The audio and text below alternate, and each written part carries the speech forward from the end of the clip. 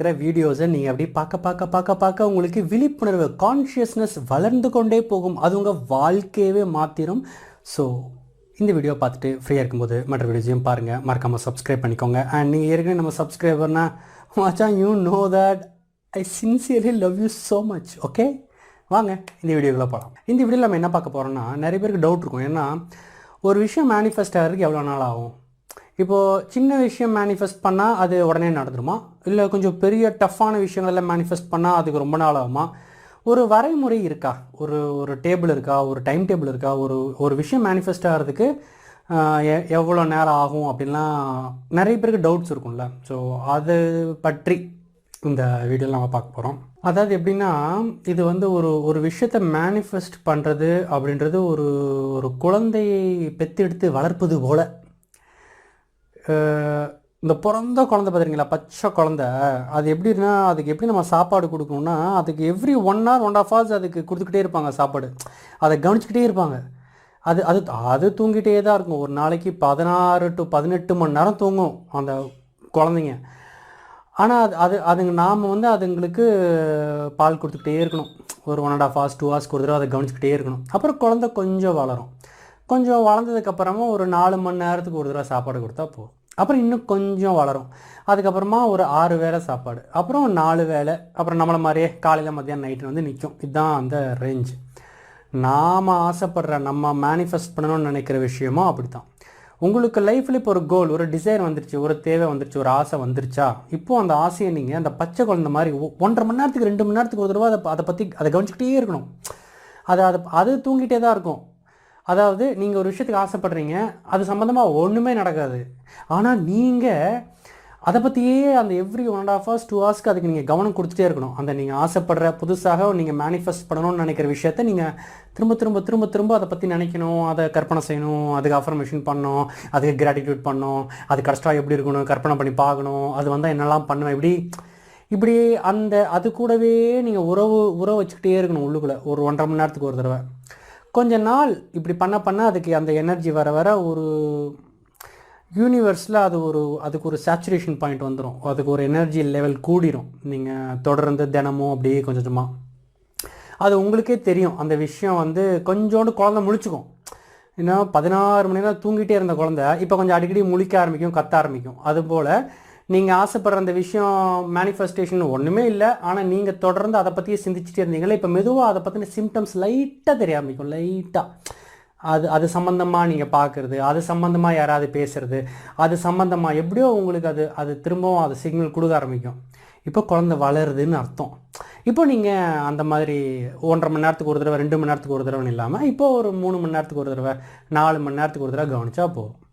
அதாவது அப்புறம் அது இன்னும் கொஞ்சம் வளர்ந்துடும். அதுக்கப்புறமா ஒரு நாளைக்கு 2-3 தடவை நினச்சா போதும். அப்புறம் இன்னும் அது கொஞ்சம் நல்லாவே மேனிஃபெஸ்ட் ஆகிற மாதிரி இருக்கும். ஒரு நாளைக்கு ஒரு தடவை நினச்சிட்டு நீங்கள் ஃப்ரீயாக விட்டுருங்க, லெட் கோ. அப்படி ஸ்டேஜ் பை ஸ்டேஜ் எப்படி நம்ம ஒரு குழந்தைய ஸ்டேஜ் பை ஸ்டேஜ் அதை வளர்த்து கொண்டு வரோமோ, அது மாதிரி நாம் நம்மளுடைய மேனிஃபெஸ்டேஷன்ஸுக்கு ஆரம்பத்தில் அடிக்கடி போட்டுக்கிட்டே இருக்கணும். அது கொஞ்சோண்டு தெரிய ஆரம்பிக்கும். அந்த சிம்டம்ஸு அதெல்லாம் அப்படி மெதுவாக கம்மி பண்ணணும். இன்னும் அதை நான் சொன்னேனே, அது வந்து ஒரு குழந்தைய வளர்த்து எடுப்பது போல். இப்போ நான் சொல்கிறது நிறைய பேருக்கு புதுசாக இருக்கும்.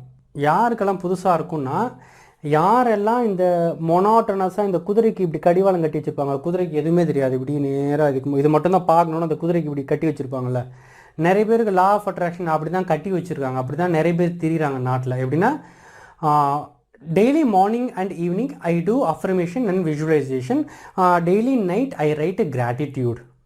அப்புறம் எங்கே நடக்கலை, இன்னும் நடக்கலை.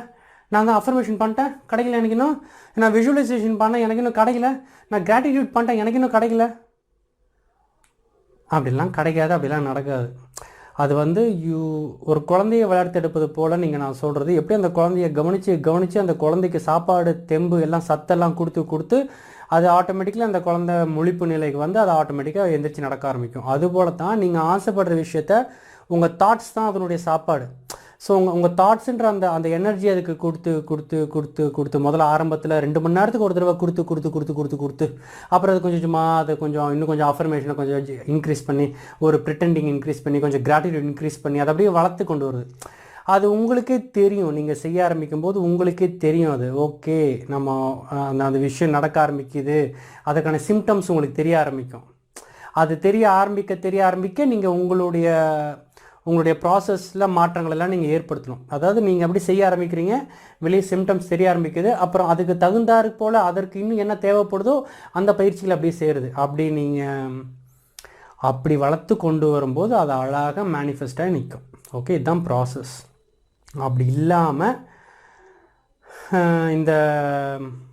அது ஏதோ ஒரு பழைய படம் ஒன்று வருமே, 2000 4000 6000 மாமா பிஸ்கோத்து அப்படின்னு கேட்குற மாதிரி, நான் தினமும் அஃபர்மேஷன் பண்ணிட்டேன், விஜுவலைசேஷன் பண்ணிட்டேன், கிராட்டிடியூட் பண்ணிட்டேன், எங்கே என்னோடய பிஸ்கோத் எங்கே அப்படின்னு கேட்க வேண்டியது. அப்புறம் பிரபஞ்சம் உங்களுக்கு பிம்பிளிக்கா பிளியாப்பி அப்படி தான் சொல்லும். ஸோ அதனால் அந்த மாதிரிலாம் விட்டுட்டு you have to be conscious. நான் ஆசைப்படுற விஷயம் இன்னும் எதுக்கும் அது இன்னும் என் கண்ணுக்கே தெரியல, ஆனால் நான் அதை ஆசைப்பட்றேன். ஓகே, இப்போ நான் முதல்ல அதை பற்றி சிந்திக்க ஆரம்பிச்சிட்டே இருக்கேன். அதை பற்றின தாட்ஸ், அஃபர்மேஷன்ஸு, விஷுவல் அப்படி அடிக்கடி பண்ணுறேன். இப்போ மெதுவாக அதோட சிம்டம்ஸ் வெளியே தெரிய ஆரம்பிக்குது. ஃபார் எக்ஸாம்பிள், இப்போ நீங்கள் கார் வாங்கணும்னு போட்டிங்கன்னா, நீங்கள் என்ன கார் வாங்கணும்னு ஆசைப்படுறீங்க, இப்போ ரோட்டில் நீங்கள் அதே பார்க்க ஆரம்பிப்பீங்க. அதை பற்றி புக்கை திறந்து அந்த ஃபோட்டோ அங்கே இருக்கும், டிவியை பார்த்தா அதில் அங்கே டிவியில் அந்த கார் ஓடும். இப்படி ஃபஸ்ட்டு வந்து அதை இப்படி சிம்டம்ஸ் பார்க்க ஆரம்பிக்கிறது. ஸோ அப்படி அதை அடுத்தடுத்து அப்படி டெவலப் ஆகும். அப்படி கடைசியில் போவீங்க, கடைசியில் காரில் வந்து நிற்பீங்க. அது அப்படி தான் ஸ்டேஜ். ஸோ அது மாதிரி பொறுமையாக இருந்து உங்களுடைய மேனிஃபெஸ்டேஷன் அப்படியே வளர்த்து கொண்டு வரணும். ஓகே, ஸோ அதுதான் நான் சொல்ல வரேன் இந்த பதிவில். ஸோ நீங்கள் இப்போது என்ன பண்ணணும்னா, அப்படி பண்ணிகிட்ருக்கீங்களா? சும்மா மொனாட்டனஸாக காலையில் நைட்டு நான் பண்ணிடுறேன் bro, no I'm so busy, okay, அதனால் வந்து நான் காலையிலையும் நைட்டும் இதுவும் பண்ணிடுறேன். No, it's not like that. காலையிலேயும் நைட்டும் அப்படி பண்ணுறது இல்லை. அது வந்து உங்களுடைய மேனிஃபெஸ்டேஷன் கூட நீங்கள் ஒரு உறவை வச்சுக்கணும். ஏன்னா ஒரு உறவை வச்சுக்கணும். அது வளர்றதை நீங்கள் கூட இருந்தே பார்க்கணும். ஒன்றுமே இல்லாமல் இருந்தது, அப்புறம் பார்த்தா பேப்பர்லேயே அங்கேயும் நான் ஆசைப்பட்ட அந்த காரோட டிசைனில் தெரிய ஆரம்பிக்குது, அப்புறம் அதை பற்றி பேச ஆரம்பிக்கிறாங்க. அப்புறம் பார்த்தீங்கன்னா எனக்கு ஆஃபீஸில் இந்த கார் லோன்ஸில் இருந்து ஒருத்தர் பேசினார், இப்படியே அது வரும். அதை நீங்கள் கண் கூட அது அப்படியே உங்கள் கண்ணு முன்னாடி அதை வளர்வது நீங்கள் கான்ஷியஸாக அப்படி பார்த்துக்கிட்டே வரணும். அப்படி தான் அதை மேனிஃபெஸ்ட் பண்ணுறது. நான் பாட்டுக்கு நான் காலையிலேயே ஒரு தடவை நைட்டு ஒரு தடவை சொல்லிட்டேன், கண்ணை மூடி திறந்து பார்த்தா இங்கே நிற்கிது நான் ஆசைப்பட்டது இல்லை, அப்படிலாம் வராது. 100ல் ஒருத்தருக்கு அந்த மாதிரி நடக்கலாம். நீங்கள் தான் இந்த 100ல் ஒருத்தர்னா நோ ப்ராப்ளம். நான் மற்ற 99 பேருக்கு சொல்லிட்டுருக்கேன். மற்ற 99 பேரும் கான்ஷியஸாக அது கொஞ்சமாக சொல்லி அதை வளர்த்து கொண்டு போகணும். ஸோ அதில் கவனத்தை செலுத்துங்கள். That's it. ஏதாவது டவுட்ஸ் இருந்தால் கீழே கமெண்ட்ஸில் போட்டு விடுங்க. அண்ட் இதெல்லாம் இந்த மாதிரி அந்த கரண சுத்தி பயிற்சியாளர்கள் இப்படிலாம் இல்லை. அவங்க டைரெக்டாக என்ன தாட்ஸ் ஓடுது, எதெல்லாம் நெகட்டிவாக தூக்கு, எதெல்லாம் பாசிட்டிவ் வச்சுக்கோ, இது இப்படி யோசிக்கக்கூடாது, அது அப்படி யோசி, ஓகே கோ, அந்த மாதிரி அவ்வளோ கிளாரிட்டியோடு நீங்கள் பண்ணலாம்.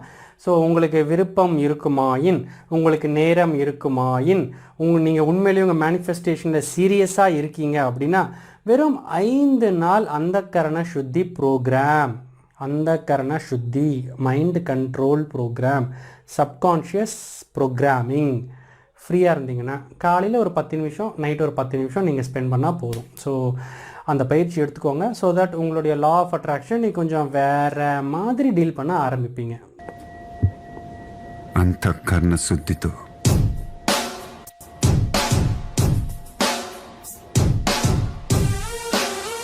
ஓகே. ஸோ என்று கூறி இந்த பதிவை நான்